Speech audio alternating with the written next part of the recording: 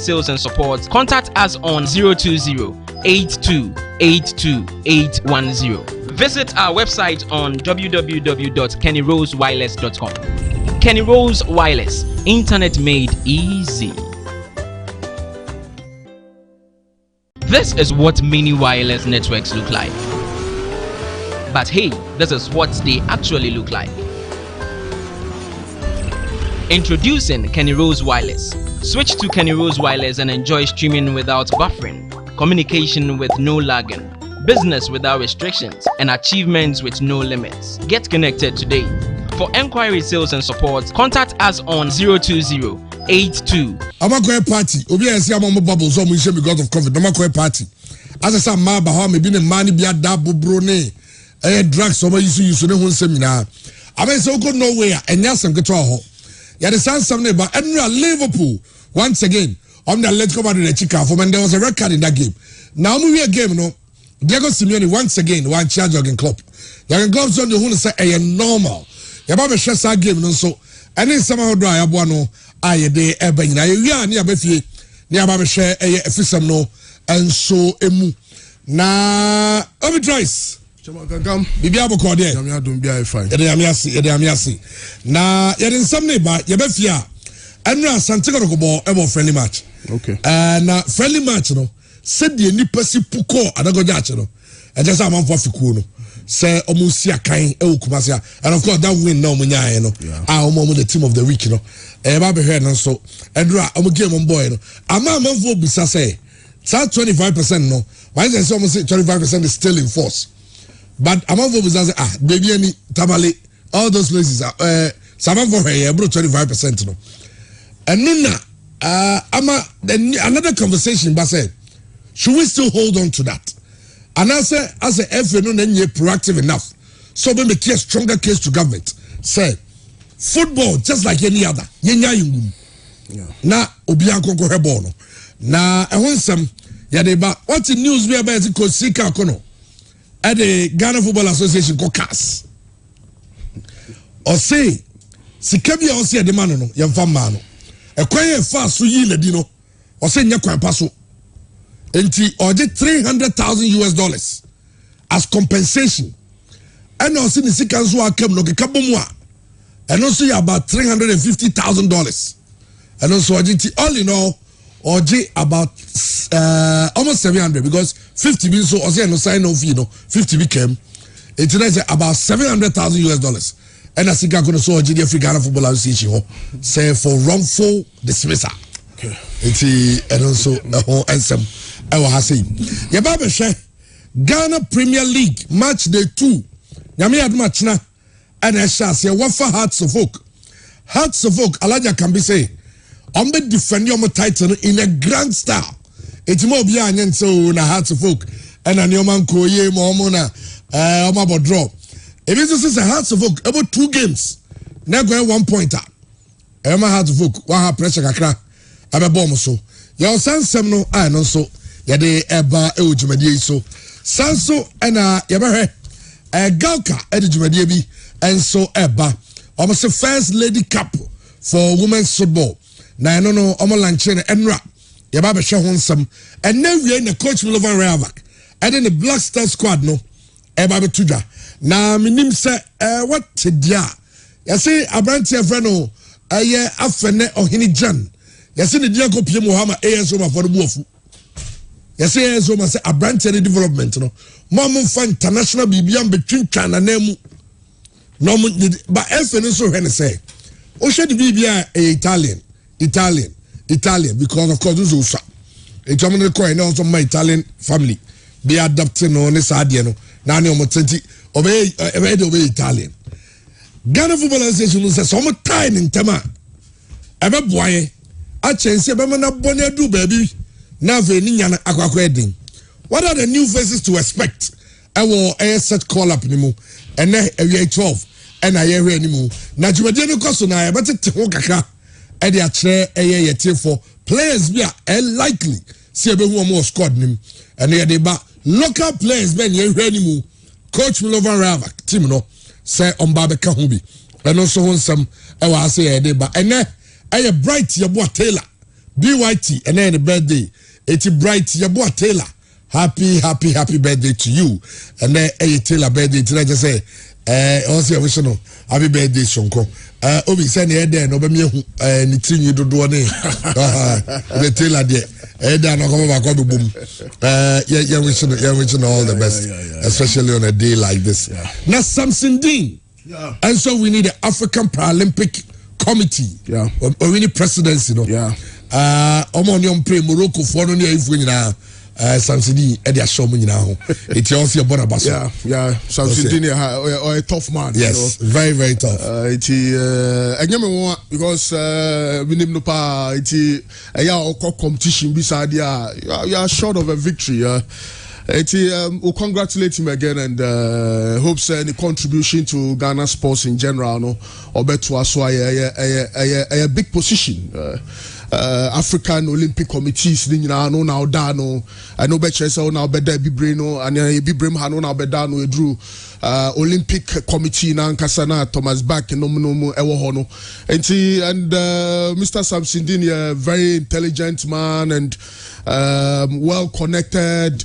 Onim dia was all yeah, and at the end of the day, I just hope Ghana Olympic Committee competitions through the leadership you bet we are winning a lot more of the medals now, very relevant in the Olympic circles. But again, we have to congratulate him, such a great man. Well, and as I say, on the year the new African Paralympic president. Now, Obedru Yeno Oko the minister Jennifer. So the minister was very excited. Say Otigan and so Esa na yebebaso na yedinina and so Abba. Well, Ella, happy birthday to you. Belated and run nail birthday. You're listening to the show. Happy birthday. Belated there. Most of them for your birthday so divine Adrobwa Mapoku and then also birthday. You wish you happy birthday. Bright Taylor the end the Kaka. I say that the dear manager for a husband metal shop our Chalcum. That the dear also your birthday into your show. A happy birthday. And so hold on. And a rain. So Raymond Dravy, will you be? Or say and we say a Mami Sapon a happy birthday. Mami Sapon the chamso also we show a happy birthday. Okay. Mr. Rhys Mensah Daniels, the wife. Either and I say any birthday. Oh wow. Either also birthday. And you show also happy birthday. Rhys' wife, another very wonderful person. Rhys name very nice guy. Why no dog in the park card but another normal. See me who say no normal to me down life for man. Or wow dog ga one no aba. It who say normal crowd. It the fancy. Well, you come on it. And the udi be room. Na ya hwen sama eno so ho no. Ye wi ane se de daka nyina no. Ye de atoa ye tie for so. Na ye hwese ene no ye pilot ye guso pilot. Ni ahwe the video call in this ade no. Because amano ne fo no. Aweka kai be mo mmre no mo so afre voice notes no so and ye be chibi. Of course, yeah, WhatsApp line no. Your WhatsApp line no. 02409292 is it a 56? Okay. Okay. It's no WhatsApp line, yes. And no 0240929283 0240929283. Now I save it because better voice notes kakra. Well, Andy, I know who crowd now. Yes, I know me who a massive crowd. Every the first video, okay. Our live on Facebook. And now Santiago friendly game. Umbo saw ye video call. Yeah. Eti unya the darling Paul video call and you did jumano your friend darling Paul on video. Now she crowd any it's ever live on Facebook. Crowd ekogu adakojachi. And I'm beginning to understand management why they are charging 30 cedis for the game. People miss the team. And the dramatic and way almost winning is our game, 7 minutes to the end, in fact 6 minutes to the end of the game. Got 7 minutes. Actually 3 quick goals. In fact, they were 4. One was disallowed for offside, but replay now it was supposed to be a perfect goal. But of course, you have any VAR hard work correct. It 4, one was disallowed. It's a man for Fiku no timbre ba say Kodogo friendly match no. Shenipa akwakogu Adakojachi. Andy. Yeah. I know what Chairman, too much. Kodogo supporters, no. The love is back. Oh, we're on a Wednesday afternoon. Yeah. And our Kotoko supporters will call Adakojachi. And Chairman, you imagine say on Sunday, your name said normally Nipa Bebrebe Wofi and Bebrebe person be call stadium akwa tima. I'm say for 1 year 8 months. Oh, now over that long. Acho. 1 year 8 months. Yeah. Wow. Acho 2 years. Ti we enra de course so enti chairman anopa mi hu se kodoko say na ombe training wo babayara. I'm not surprised. Enyem wanwa because crowd we ko adakoja ache a and then they should expect how training no crowd no. Won biem se supporters emra obo na stance ni mu nyina crowd no makwa akogum bebre. Wow. Kotoko supporters na fit team no. Last season a bowl league na team no and na man cry no obo ase. Do na ntimi amfolo o manko. Oh, and this season so we kotoko first game no. Chairman no so ka hu ekwan fa so ba winning dreams game na eno so ka ho pa kotoko bobo abi afa nti supporters ekwa adakoja ache no ade we Facebook ide chairman me jiri say do na be so for we so your business on say because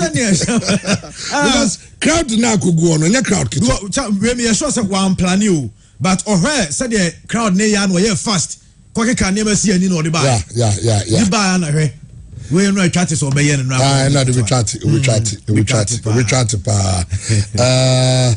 anyway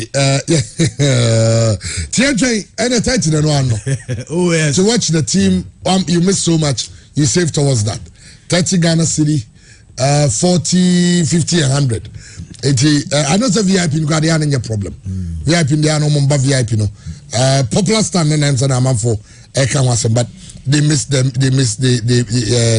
team. Okay. Santi Koroko. Kotoko no. Kuma pimbe ba. Entina chama ke van say baby adu mo fan to go biama. Mo bi akoko mo bi nya yina omo nyina anya one. United Kotoko front will make the league very Chairman, I understand the way at the time I know my pon game no. Eno bi enti ebi mo kono no. There's no mapon. Omabo friendly game. The ones answer say about so na omunyina ye. Nti ebi mo kra nam kwaso omuku. Ti kakra na omo ewo ho no chairman. Kotoko supporters are afi team no. Omo afi team ne papa. Omo afi team no. Wow. Wow, yanko me no nimra. Ya ba na ahwede aka no. Na fi ewura me nura ba chese course so ne ho nsensam eba nyina. Ene na Europa League games are ekoso Europa Conference League and also koso and of course in Ghana Premier League no so chance here if I match the two no chance nyame ad match na hard to forget wafa a game I know say a lot of people will love to watch because two teams in any good results our first games wafa LUC to final a late winner from Zubairu Sanso and Legon Cities any hard to focus so a ball a goalless draw across Stadium. We are waiting to see say how to be ten and the first point in fact the first win point to the Manyabi our first win in the Ghana Premier League on Friday and in Nano on some day well yabo for no for crab beka ho kiss condom na kiss condom no mabeka ho asem bibiri ye de akire etifo kiss condom ha se wo anu abon ho ban na bibia eko kama adena asiri aso me keze nyesre adena nya jiza o tete nyo bi se anu ani adio mo so na asho fi abon ho ban we ko asho de maso abon ho ban bibia to Chawa. Okay. I tell you, I'm going to have Are you ready?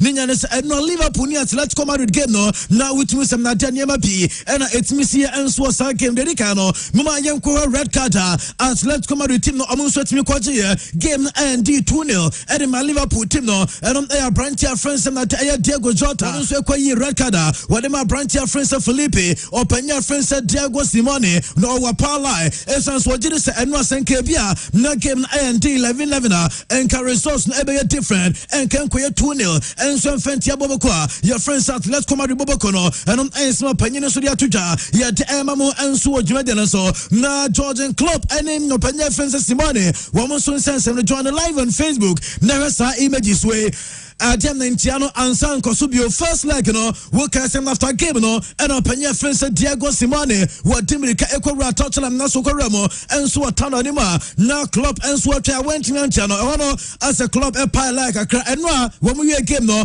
wo have no screen so a opanya friends Diego Simone the general no nemo mame fantuja sem no opanya friends Jordan club wo yina ni players no and just watch here omo when fi na brantia and as my friends Diego Simone and free game never buy ya te emamu enso adwan se na game no na wetu se Anfield ayata Liverpool supporters no enra ya coach them se Anfield no a bad nights like UEFA Champions League night wo mo supporters no so supporter wo adema rantem na danshonko enra omo sanso koye jete etimi kochia team ne apa na just nkunimti enso abramo and na mapobo conference na Liverpool wo mo so emrante no eno update about sansem no ya dinina enso di tuja na monfa Sadio Mane enso emra African brothers of England no especially Liverpool some mamugu some airport juma abrantia Francis Sadio Mane Sanso and Mohamed Salah ejuma no mo ya correct edima Liverpool team join live on Facebook na enjoy na brantia Francis Sadio Mane enwa wotimi enya go ba bi ofria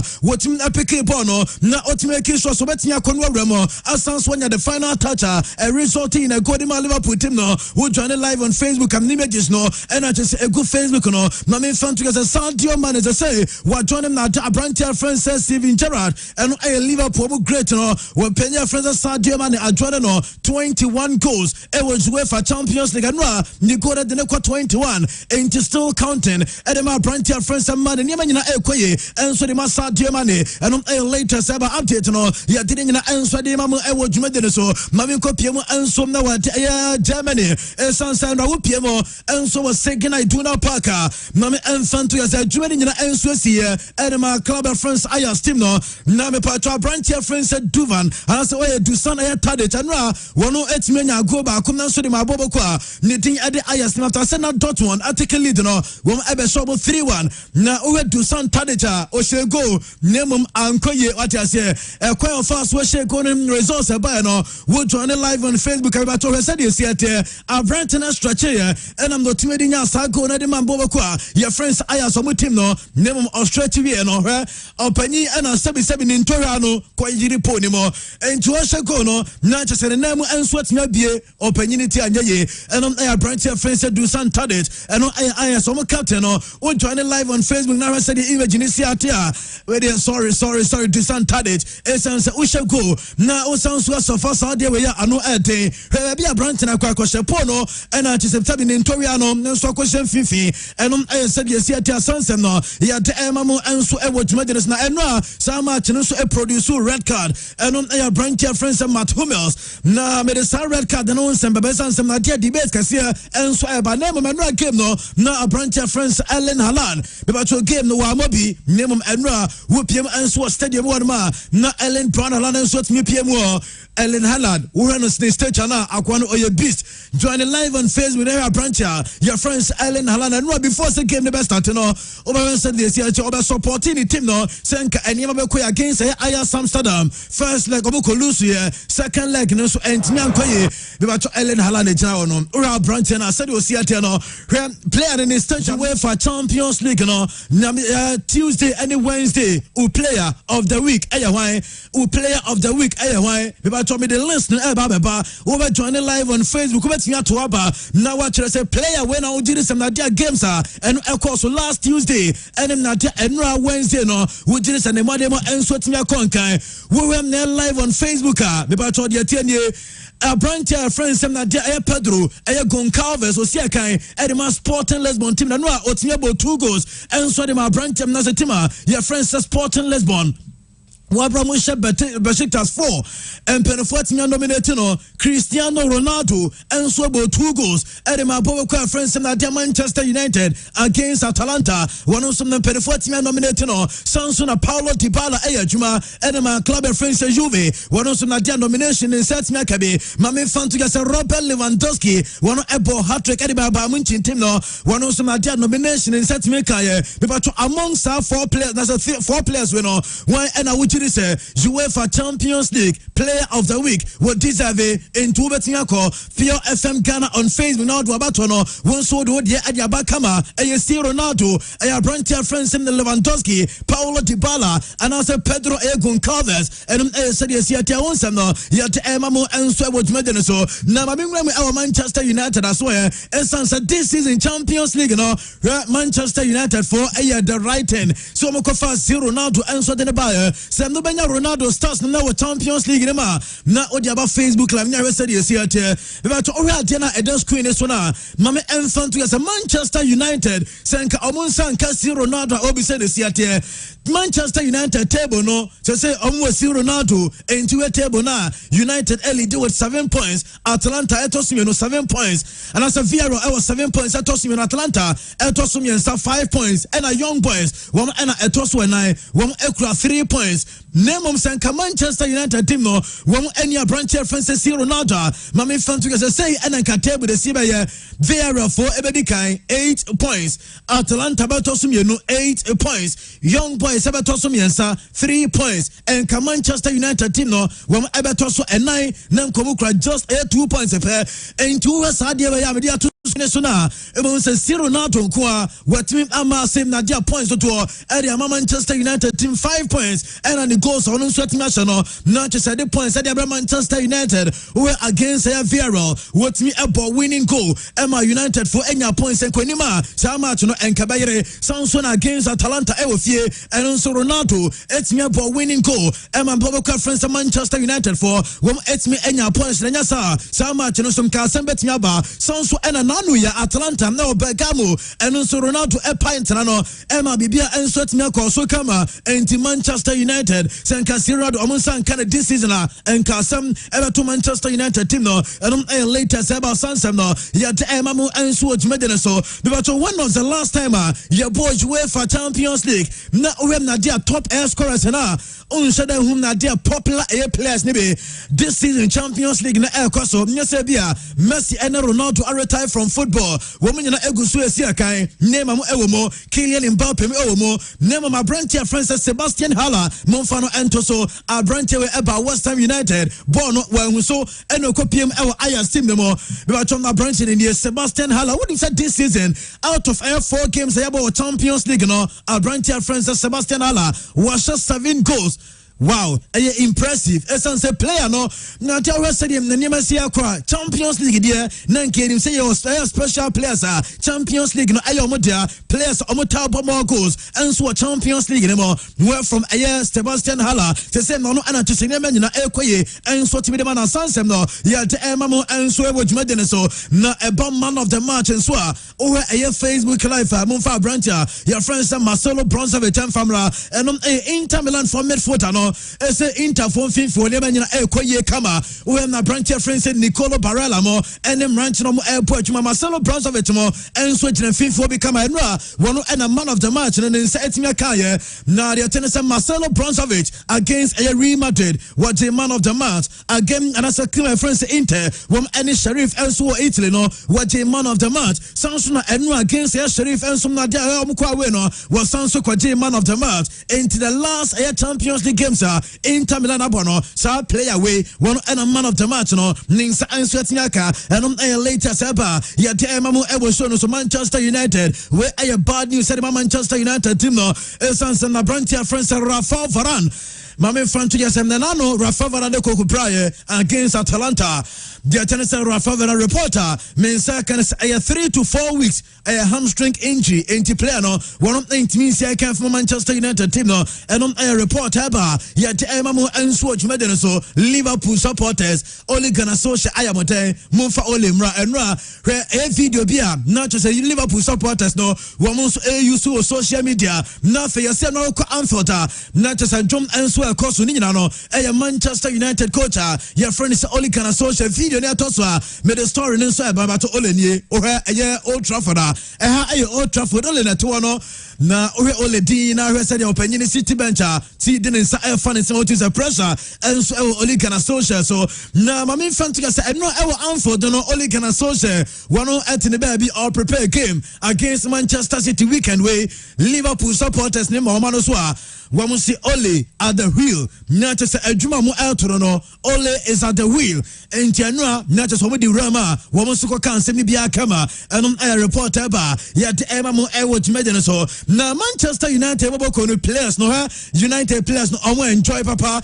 Na you see this season Manchester United team no na dia jetta private jetta womu editu kwan ede kokobo UEFA Champions League matches me ba cho hwese de siete inside no enya asem ketua na so the flight inside the siete enim na TV sakese e bo flight ni mo Rafa Varane ni Manchester United players no omo enjoy what you say pitch na so na nema ensada enkwese the United supporters no epeno nemo ma dia outside the pitch no Manchester United players no enjoy papa we na branch friend said Dean Henderson what is our jet we ma ubetnya da aye bibia what you say na we relax kama Manchester United we dey na say Bruno Mokwa eni kwase mo ma yem hye enso atnya ba e was against mo corners and goals no mo pai ni nyina kama Paul Pogba Edison Cavani and Nemanja Matic inside Manchester United one more private jet omo de two kwan enso koba Champions League games no enom na ye enso face be heavy never said you see at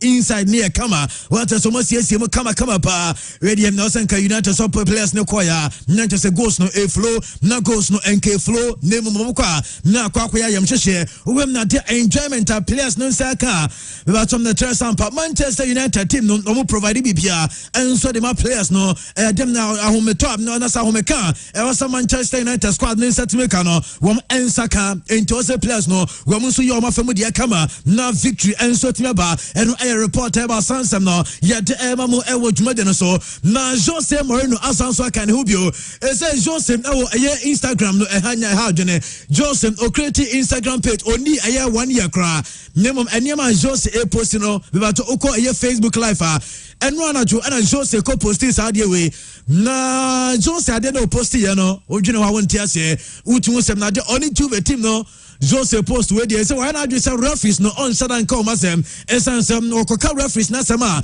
one way am ban nin sabetimi aka fine enso betimi aba ense say dey ni social media ho rade Jose ko posti ye o posti eye bob akwa na say Juve ena no mo game no Juve fo nya penalty na o penalty na Juve fo no ebona we no Abrantia friends Paulo Dybala with the keyboard ball Emma ne say no Emma referee ebe ka chansem na dia encroachment abaye enti na also penalty no sabo ne foforo enti mo sa te ball ne to Emma Paulo Dybala esa be ball ne foforo na hwa na say na dia Zena St Peter's the players no wo mo ewra na penalty box ni mara time no ba besia kan Jose sia no problem nemo image na was ya no was na no ya oni Juventus kro ya sia kan penalty abaye Edema Roma na okwakobo no Juventus Chiellini ene she penalty box ni mo no ball no ya referee no wanka so mo nsame ball no foforo o se eno ano no ya wie enti Jose Mourinho sani post we no we say the atia now just attack referees ni be now so na club referee say Juventus o sim na say favoritism e koso enso de ma Juve team no enom ayen small panya friends na Jose enso de to their sansem no ya te emamu enso wo dwuma de so na ma me fansem we ento ya say ne uframa Barca nanso ene Xavi sensem no ma me fanto ya say eno na me de bro sem penny for be travel aquacata no ma kwesa Xavi enso betumi abade so ba kwa no message aye one Laporta de ma o mo say omo ba wo mo make sure say Xavi de no aye sign na aye deal na aye done me ba to enra meeting we enso etimi akọ so enra aya Xavi ni team friends outside for able game we ne na we players na ekwan mo fast na chese we no wo mo eni Xavi din kra na sa said the Abrantia friends bonoja enso na etimi akọ bam referee na say coach no de ayu mo enso approach coach na chese we no a goodbye eno mo ade ma Xavi na ejare ma me picture no na the timer na Barca and penny for mo ekọ ye no wo mo eni outside in penny for no meeting no eno mo ka have dinner to image ni enti se say no ade no enya done Xavi the next manager Edema Bobo Conference FC Barcelona essence and no Mokoyano or Maria Bibia etme to Tomo Kama he said no Penya friends Xavier Hernandez Cruz ebe join Barca as a new coach Nanya Mena and sweat me akwanti Arab fono and I won't omo etim inside the faso and I feel Barca and penny from Koyano omo sweatim in Sabe Kumswa now to say no a meeting and sweat me akoso now report I mean second is outside the Penino you say no when you're happy say no Penya friends one laport and I can say travel amabi essence or did say company baby nanka abeya kama essence and some penny for outside woman game Mamako Stadium and so game ni be kama and later seba yet mamu would Madrid so Xavi after the game say opinions say okwana or some jam for entuja say na there two clubs na Barca any outside woman din komo Jobeka no one can Simbia and so and fan when what we in the cup a game no and I will see two clubs no 18 komo and Jobeka yan outcome and also be free komo and so tiaba and a reporter about Sansem no ya dinin na and so de mamu would Madrid so na Donny van der Beek AC Academy Manchester United Donny say born on sheda enya bimo what I say pet no so nema enkoyi nemum okompemwa message Donny van der Beek oye bruta or bojuma kama pa na over a Facebook live Donny van der Beek yes I post we at the eba bonten na osi yam fan to jambo bi ante say e wo mse pet no so de SM Nima Enshada Enkoye Enfam and the way I am the girlfriend as the wife no but a reporter Eban Sem the wife a friend Sem na Estella Beckham yes and also expecting new child what I say wom expect akwa so no so betia ba na Nima Akoye no jiri se ne akwa ne ba e betimi aye blessing and sweat media man no enti page ne so de Nima Enshada Enkoye nemum ewompem or your commando and so wompem and no aye Manchester United branch your friend said Donny van der Beek no one some no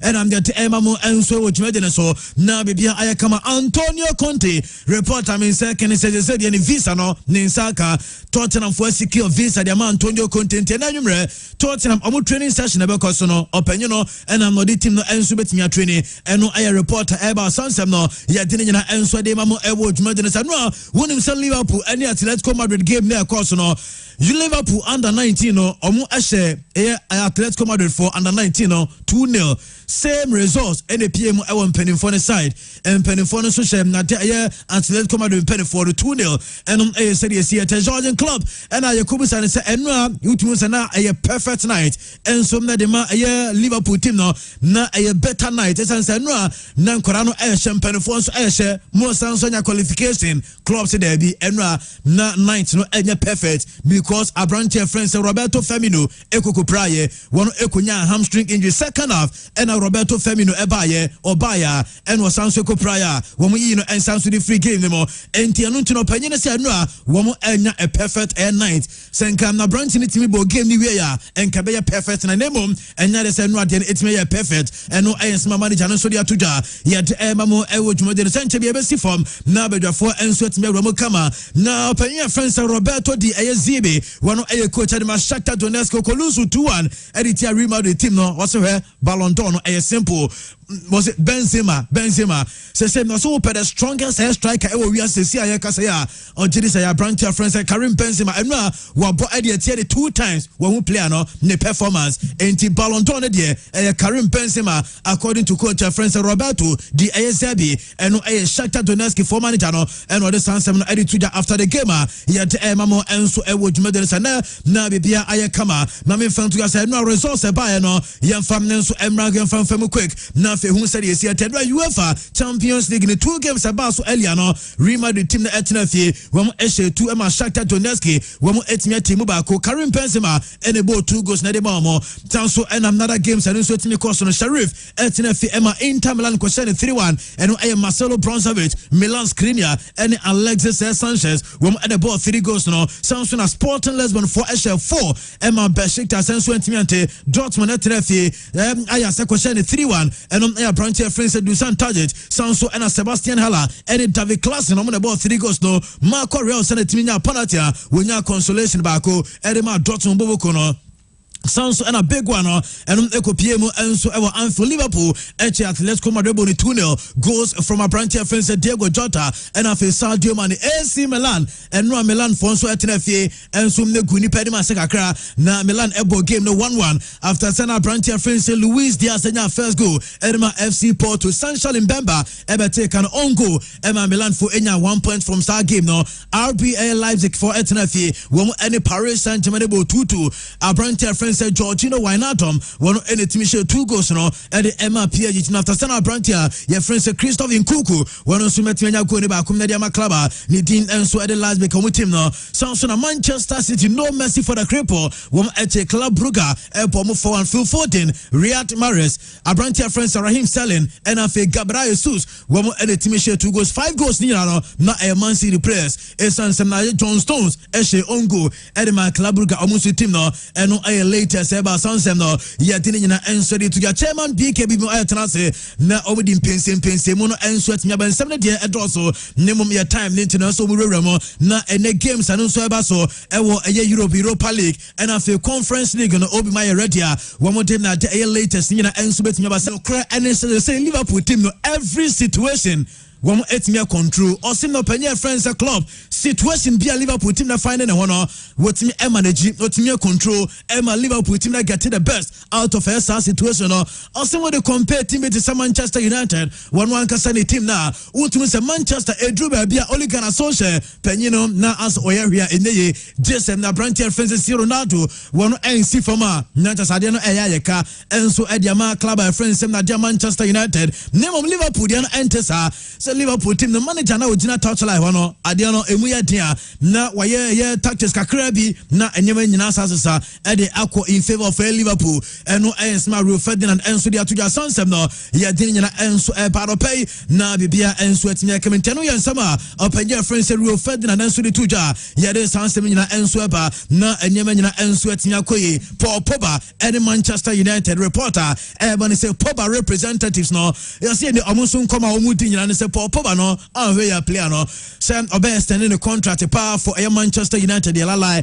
and nya dey say because na me reporter me say can say the entire Paul Pogba wa pala no constant attacks from Manchester United former players especially Openya France Paul Scholes say Paul Pogba ne Felice Bono said you besia body bia no Paul Scholes ebedi na tem Paul Scholes ebeki kana dwen so dia che no and now omo game against Atalanta now Paul Scholes ebeka say after game no beka say or Gilles branch friends Paul Pogba say be obey stupid things till age 35 na you see no e kan bi ama Paul Scholes na ni enje sansem no na ase Paul Scholes ne so beka sansem na onte say bia panyi bia enso e defend no eno aye report eba ye de sansem no ere mamu e wo dwumadin sanopay na bibia enso atimi atomu kama enom series ate update no ya dine nyina enso de mamu e wo dwumadin so na bibia enso atimi aya comment no kakra eba ye de sansem no ya de mamu enso e wo shone sanopay na uramu e won senfu from our branch friends Pierre-Emerick Aubameyang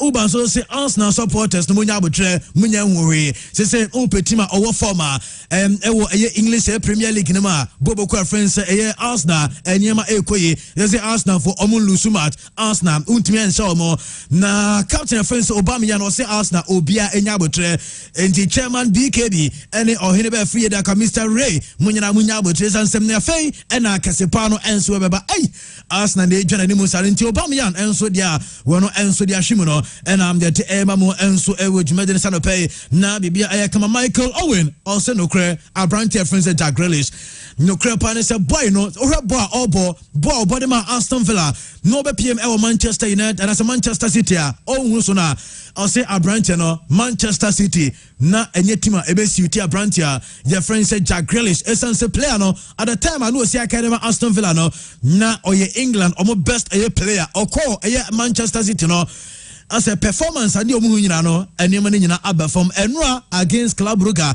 nyina enema ankoi anfama branch friends Jack Grealish and according to Michael Owen there what did he say player no team na nkasa ana NCT no enom small penyin so dia tuja ye de mamu enso e wo shono sanopay na bibia kama Trent Alexander-Arnold reporter men say can say enei owe enra the performance or provide assist nim you know at the Liverpool team no Diego Jota go one and the cross nearby Sanso na Sadio Mane goal no assist no ankasa ne say reporter means can say manager friend say Gary Southgate I likely say England number 2 no one be number 1 what as no say England for eba omo right air defense wa omo right air full back no Kieran Trippier ho Sanso na Kawaka ho and for no Alexander Arnold reporter means say can say Arnold no and Gary Southgate and so na ode nod no and so media ma no na bibia and so ya kama eno air reporter ba nyina no yet mamo and so e wo show no sanopai na bibia and so atomo kawente no e kakra efia mo na neighbor yet mamo e wo show no so ya twa us no and the enfani agrokra because enra de no enu achi enafe enra ya so den kakra ama as enema for ya say and matches in the stay away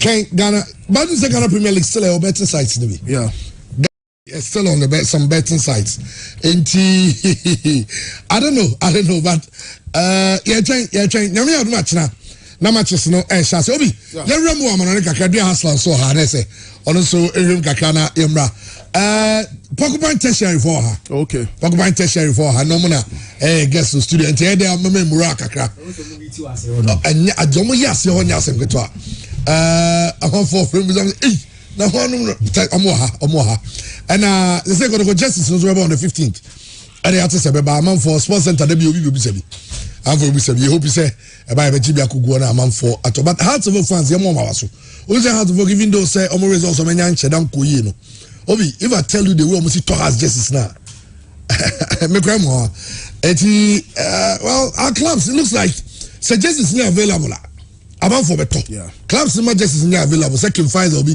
we don't speak a secret about 10 or 20 we na dey ba no what try market now who are just in far obeto ase young go for to Corinthians just say onim Corinthians player ba kokra but just in any fair it no say dream so na say come in grab ba be busa for kwajisi one day na before okay Paris Saint-Germain they were lucky because they can consider 2 in bare 10 minutes. Andres Silva penalty. But Chama Yensha free group A. It's evident Man City are qualify all factors considered because out of 4 points or more, Tremolusu to Paris Saint-Germain or Parc des Princes. But many too surprised or to Michel Club Brugge a canal meant to me anti. But for Paris Saint-Germain, any Leipzig game, no credit say and right confirmation say and dia Paris Saint-Germain bet me Champions League no. So share game now. No credit say obi say pencil Kempembe. Share penalty or Koko say Emma last minute Leipzig for no take branch of Danny Pereira I'll be replacing maybe Marco Verratti now or starting ahead of Ander Herrera as a defensive midfielder. Nukreni or my Idrissa Gana guy burning while now the more brave papa ye. But I think from beyond that, I think one positive here while now consistently he said he's not happy with the club and the South American contingent now. But in the goals no share where proper box to box playmaker goals and me sure say no super boosting the confidence kakra and again goalkeeper Donnarumma generally in the coordination with Chiano but the problem is Mrancho mo anim ho no especially Neymar born tra na no agya America tuo no and my pressure be da central midfielders omusia kan Emma Paris Saint-Germain and I must say sir Leipzig so no Christophe Nkunku yeah top player. I mean consistent of course goal no share no there. I thought some Marquinhos could have done better because it was a cross I know bien who's a cross neighbor and Marquinhos man and now so keke wanya na dreams or targeting ball na nkasa. But beyond that I think with Tyler Adams not near the best of performances in central midfield but Angelino consistently say one of the best left-sided midfielders or defenders in world football. ML Forsberg a very good day. Daniel Mosufri bench by One Yusuf Paulsen and Haldara in the second. In fact, Haldara and Paris Leipzig for midfield quite solid. But again Mbappe so actually pace and in the quality. It was the the first goal. Send your name at the pass ni two. Send your cutting back. Generally, Paris Saint-Germain boys nankasa ni there. Obiani ball, but no credit said teamwork no that's what form. And even with Messi, with Sergio Ramos be available at any time of the season. I think a team of individuals and the bad they say UEFA Champions League no or more able to me aje. For City, Man City, Paris Saint-Germain most likely some qualify out of Group A. Group B, the chairman and Liverpool for Sancho more class and Ukraine say or more about 12 points. I think maximum points, not lost a game in this group. Or more goal difference of 8. It means the Salahs, the Manis, the Diogo Jotas, the Firminos are so efficient in front of goal. And Liverpool only undefeated this season. Yes, undefeated. They are yet to lose a game. Absolutely, in the Premier League and in the Champions League. Yeah. But I think the standout player, Trent Alexander-Arnold.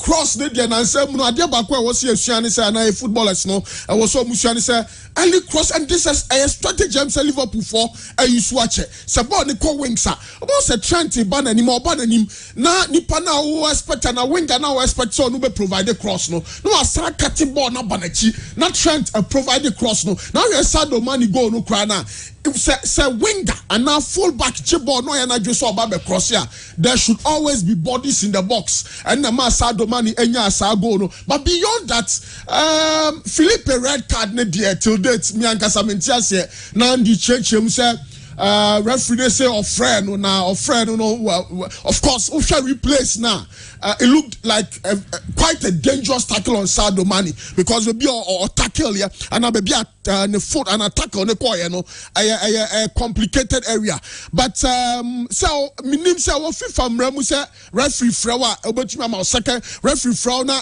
oya wa dwe say o ko obetuma ma second I say a friend of dissent I know I'm a friend one of the referees. Dissent is when you disrespect the referee. For instance, you give foul. Referee give foul na bobo on touch na a dissent. Referee give foul na the ball no show a dissent. Referee throw to come. Now decide it's a unfinoa. A total disrespect to the referee. And until they say referees no everywhere you are, that try move respect. I will hold that chairman. So we are foul. Play normally players here foul. Oh yeah, foul we are not or them we can come baby or soccer. It's red card in there as a sound game totally. I thought Suarez go no maybe could have gotten Atletico into but truth be told, now say Liverpool shebe number 9 Osha Salah chance Onya Van Dijk shot a ball from outside the box on I think Jordan Henderson so Boba Kubisa but generally there was absolutely no threat especially a quiet 10 against 11 no na nya the Atletico Madrid they to me true deserved win for team my friend Liverpool. Look at the end of the day Liverpool ball 6 shots on target, Atletico are more shot on target almost completing 649 passes. Atletico for completing less than a 200 passes, around 188 passes. And also even in terms of expected goals, a mono any goals or more expected say mono or more a whole results bano Liverpool crack 3.4 and Atletico 4 crack less than 0.30. Even half goal crano nanya the Atletico Madrid for no able to me but I think one other factor we have to keep into consideration and say both matches we say unya good started and not Real Madrid nya good start with a good goal from Karim Benzema. Liverpool nya good start from Diogo Jota and also the competition for places should be Timakas or be replacing Andy Robertson, but Timakas my very very good performance. Shobitsa Fabinho or best central midfield Hoswa or my Liverpool Mrantian defenders no any attackers ni na no bia hotono e mo ball or mo esefata. Truth be told, there's a well-oiled Liverpool machine. Champions League no medical Paris Saint-Germain for film no season e ba be chance no omunya Donnarumma nya wa no dom nya Ramos nya Messi no na the expectation was PSG should be in the final. Of course, they've been there under Thomas Tuchel and all of that. They've played in the semi-finals, in the final in the last 2 seasons. But Ukraine said Mauricio Pochettino, Ejumano, Chairman, Ejumano, and Ukraine said Enyadia, PSG able to contest even a team like Liverpool for this UEFA Champions League. But for Atletico Madrid, FC Porto, AC Milan, I was almost play second slot. Second slot. But now come about Trent, ne assist no. Yeah. There's a picture of that Jaibe Miawe. Okay. How before all nyabon no yabon na man no he called for the pass. Yes. And obi of course we game on TV. Yeah. Now the analysis are during the half time. And Odi can share the movement of Sadio Mane. Or share and calling for the pass. Pass Nebano and the screen is pass Nebano and we say trying to new any and before back was the ball look at the position of Mane. Yeah. Training grounds. Training grounds. I mean, so winger to full back with an early cross into defenders. No, and some best settle crowd now. Ball or box anymore or planting ball. Liverpool best share a good number of goals. Sadio Mu ball in fact, no Salah and go, but chance on you know. I thought he could have scored, but no deserved win. And Jurgen Klopp has done a marvelous job. Am winning Premier League? Am winning Champions League? They've played in the Europa League final. There's consistency, there's growth, there's improvement. They played the Champions League final. Yes, they played. No, we need Champions League. Final. We need Premier League. Europa League final against Sevilla. That was Klopp first or second season. Klopp the consistently coaches now. Shut down money by now. After the game, Diego Simeone mum and coach. I don't know why I expect to say. But Job for saying the referee called the player 3 times. But in fact, the Tiana say on the field of play. Per the laws, and there is only respect, and it's the referee should be very well respected. That is not to say the referee intimidate you, but when you foul, that referee force a bra. Now you watch this. I said for some so. Oh, Chama, who the be Premier League, who the be ultra player, about say defend and or opening time crap, but referee friend of so referee fine. I mean, time I put the red card you buy a pa, Chairman. Time a red card, he buy a game here, he come out. But the player, I feel say the player did not do well. You don't do that as a professional footballer, you don't do that. But I think a yellow card would have been a fair, a game no cry no fair. But red dear, nah, I don't know, but maybe some other time we'll discuss about that. Okay, well, Chairman Group C, Ajax there. In 11 games, they have a goal difference of 35. They've conceded 2 in the Dutch Eredivisie. Chairman, look, the Martin had na Jumano Eso and Nisa Omalusu players over the last 3 seasons. Delete Echo Juventus, Frankie Echo Barcelona, who again Andre Onana when you suspension 9 months in terms of I'm sure and China suspension here over. But players we say Anthony, Sebastian Haller, Dusan Tadic. Chama Anthony did your Arsenal player because he was the man of the match. Bonnie Tony left home quiet. In fact, it wasn't the final goal. Yes, the 3rd goal. And look on the right and the boy. And that chap Anthony is simply a marvelous player. Dortmund dear, Makasa Echiron Chama who said and I met Homel Sudi red card. Metro Mels could direct as a leader of the team on a red card. First, I know they had team. Because even though they scored, but team said they are playing absolutely 10 against 11. It would certainly be difficult. Say Dortmund for the win, but even without Haaland, I think Torgan Hazard, Marco Reus, Jude Bellingham, fine players, but some maturity rates no so form. And Dortmund there, I'm not too surprised about this result because Ajax are simply on fire, and I can't wait for the Cup of Nations. Sebastian Haller, look, I brand any height, Chamanka Arsenal for Crown and come per replacement for Alexander Lacazette. Morias are branded, but the fact we are Munkwadi and Tibeka and cancel their goal or Sansu Ahwadin, the Bonacqua said Franco Pule, Jabu Pule, yeah, very strong, and I guess Obekwa am I asked for they're ready to yes, of course. Finally, Group D.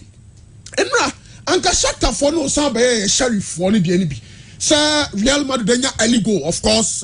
Branche friend or Malone. Karim Benzema and Vinicius, the chairman. Look, the point and he said last season. Now Branche friend or Eden Hazard na bebre na no any that so on Karim Benzema. Abe Boama Real Madrid the Jiran and also Eden Hazard may say 32 games. It is out checking goal scorers for last season.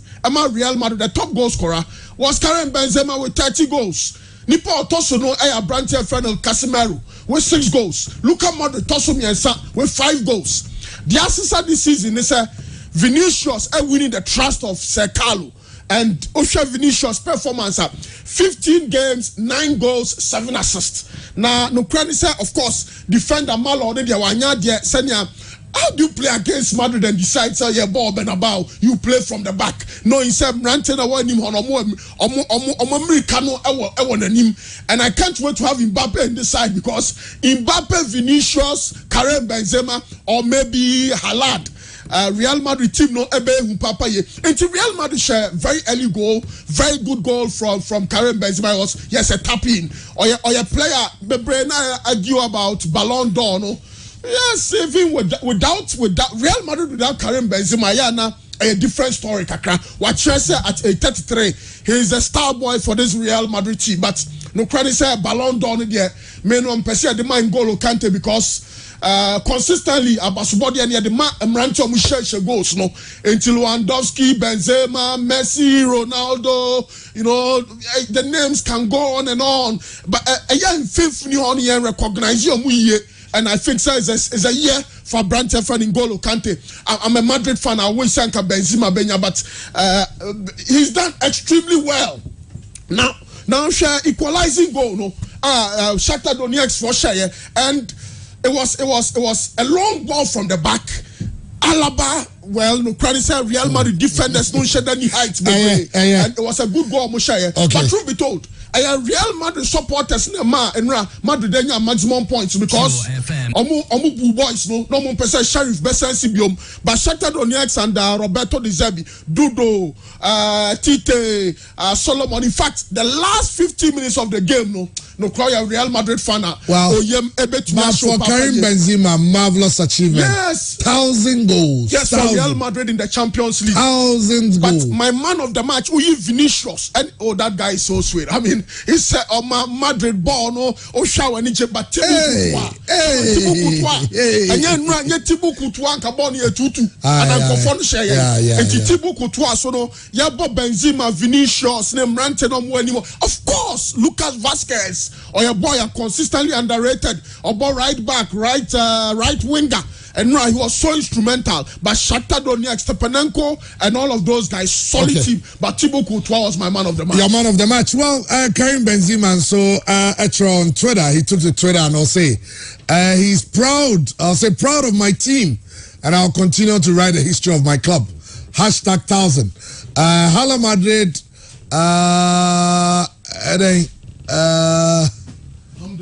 Nyadamas. And as I say. We know the alhamdulillah, and so it's also okay. Yeah, has to be also, but young man, a special birthday wish. Of course, Bright Yabo Taylor, our own brother.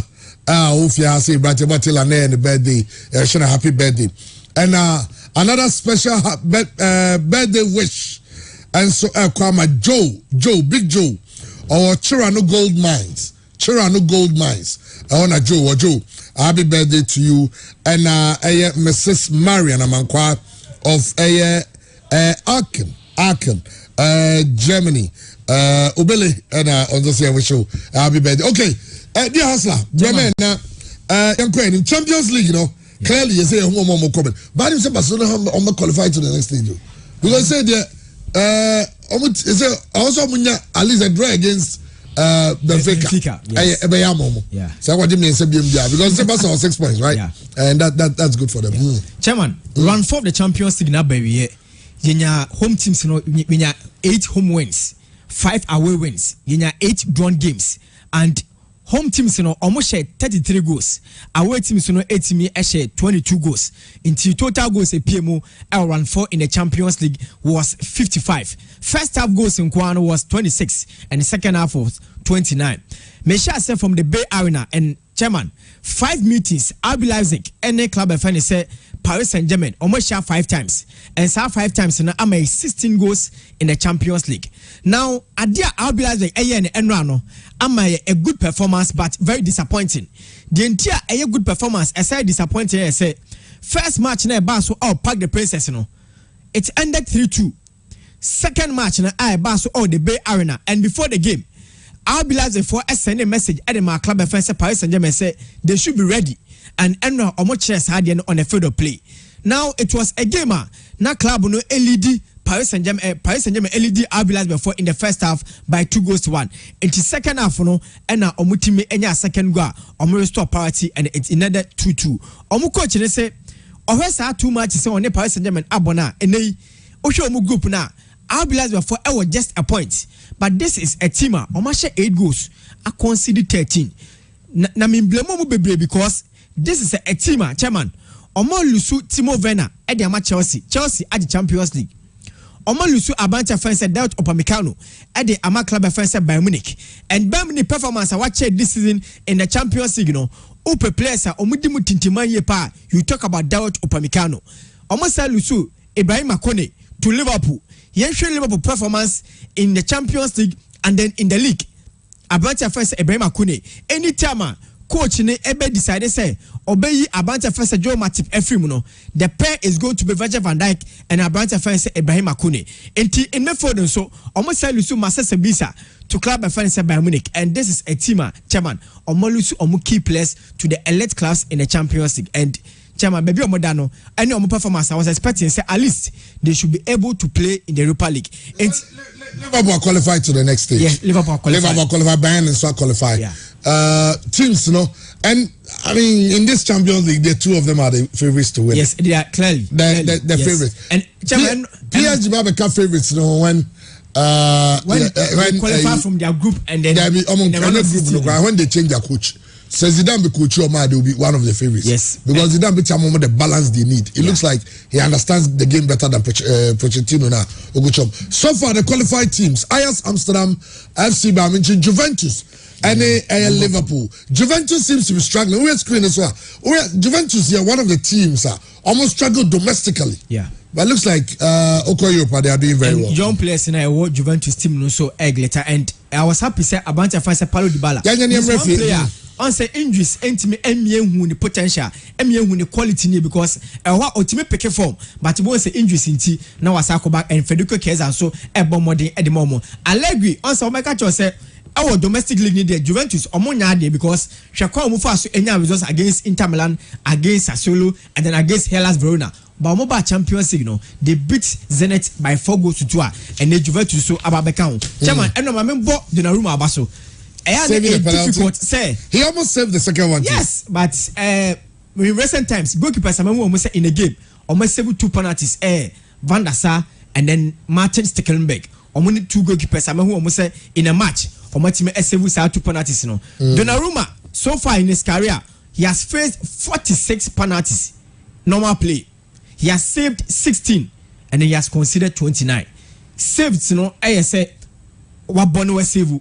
But Messi, enquire say, obi team magina ho, no abo e abo woodwork, and also abo over the bar. But this is a goalkeeper, and say, ne win percentage in terms of saving penalties, chairman, a move at the core 38%. And now remember a bunch of funny say Anthony Dos Santos Matos Abaso. Brazil, Edo team eba Olympics, you send a ball. Abanta fans Daniel Sabaso because at that age now ultimate airborne modern edema the Brazil national team at the Olympics. But this player actually said chairman and then he goes any assistant but on the field of play the playing skills the dribbling was very excellent. I know at the signal do now mutimi asa magic Okay. Club fans say I this season in 16 games all competitions chairman they've scored 51 goals. Oma conceded only 8 in 16 games. Ayas Abono. Omashe 51 goals. Free scoring side. Yes, and Sebastian Haller is enjoying his moment at Ayas. Moment I know person be West Ham no wenya. And this season he has played 15 games. Okay. He has scored 14 goals. All right. Making 5 assists in the Champions League. Dear Hustler, thanks so much. I'll say Benzema Street. Hala Madrid, why not a mass? My name say why not a ma and a massa. I'll say is our anthem. Meaning Hala Madrid and nothing else. Well, na team sir. Some of course I'm in Japan.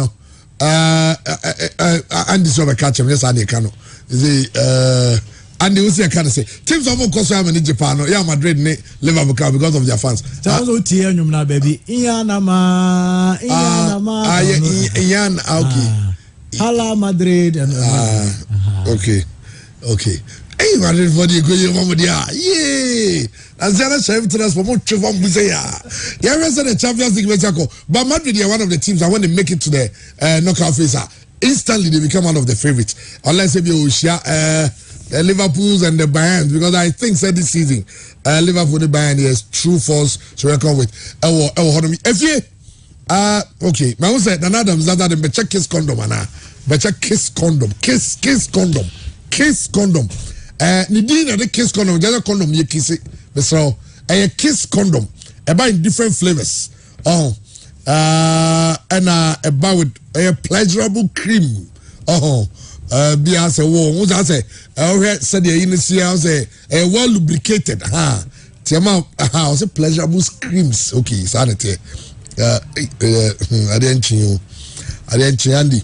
Name of the 10 say also about who buying from STIs, STDs, no. Aside, I don't know. Anybody be so condom there and Maunya. I think can say the open no. The way I said is a very thing. It looks like natural Adiana.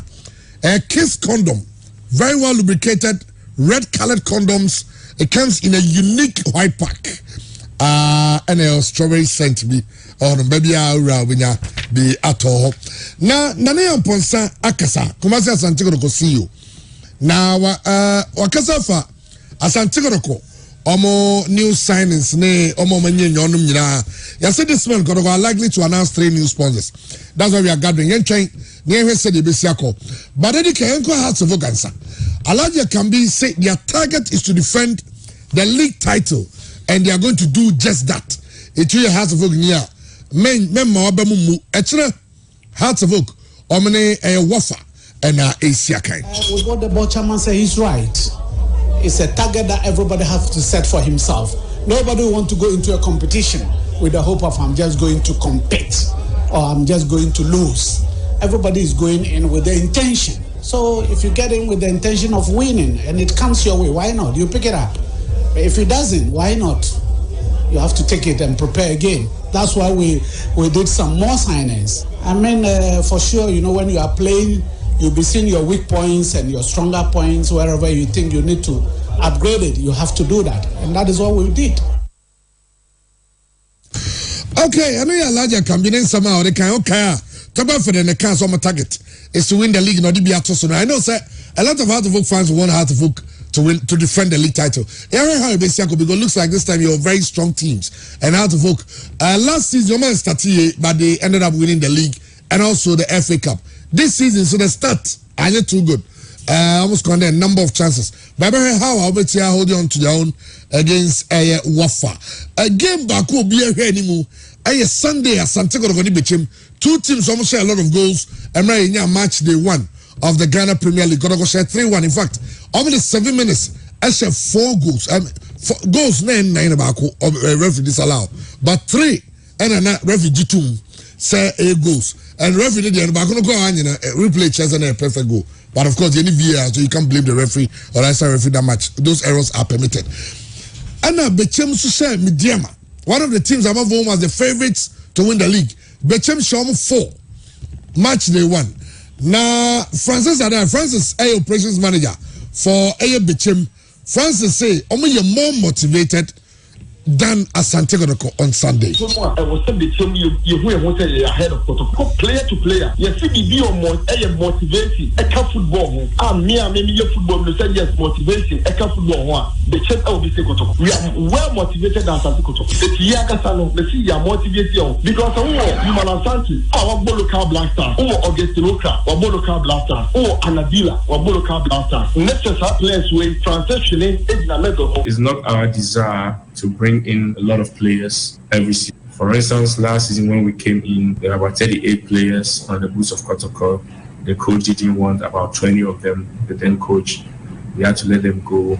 We brought in a few to get to the 30 squad limit. At the end of the season, a few had to go again. About as many as 13 players had to go. And people would ask the question, why bring in so many? So we ended the season, for instance, with 27 players. Out of that, 6 to 7, I believe, had their contracts ended. And because of the the output they were given were not of the opinion of continuing, or were not in a position to continue with them. It meant that already we had a deficit of about 10 to get to a squad limit of 30 even.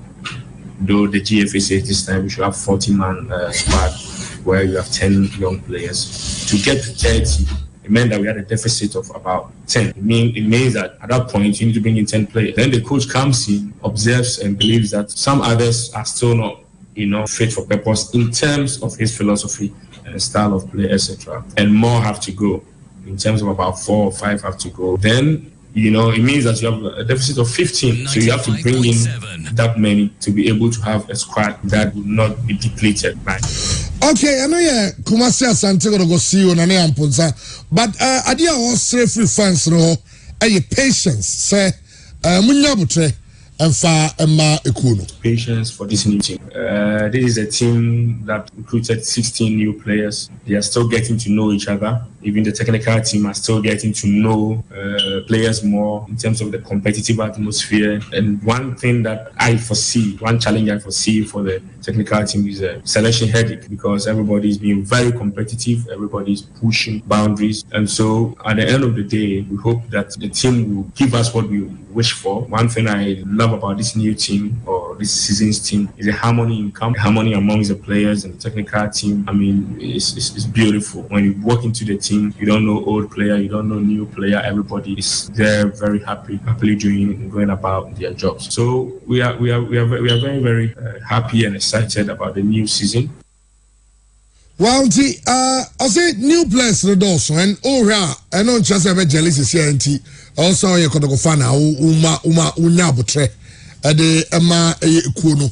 Now they tell tries only a being to say I never quite can watch me fans at the stadium. You say and then Dalbo could you no 25%.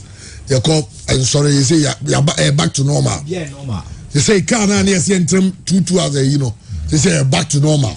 BBA back to normal, but still football, only football. Political parties rallies when you're back to normal. Chairman, December 6, 2020. There was so be a where goals. This is Baby Baby, and the stadium is full to capacity.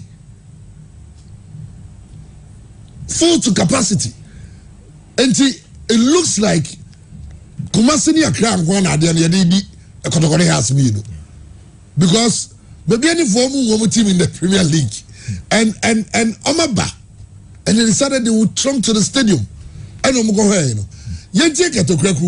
while we watch this video, 19 and some every president say, in talks still with government, say, obey easier more money, so obey to me, Abba Stadium. Yeah, Honorable Mustafa Yusuf, sorry. The 2021 edition, from the 24th of December to the 28th of December. And Obia Van Trimu, na t-shirts no, I remember out from the 1st of December.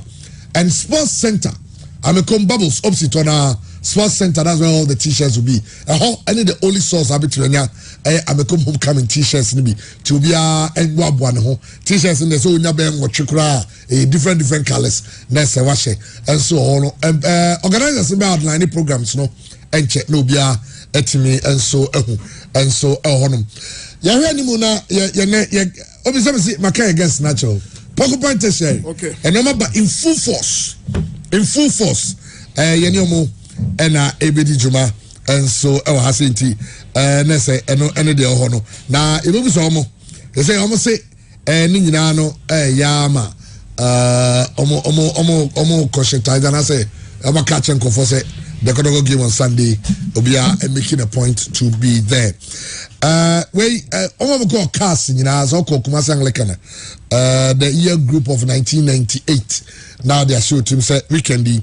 The H-Rimu Ashtown, okay. Ashtown, yes. Ashtown, one near Ashtown Baptist Church.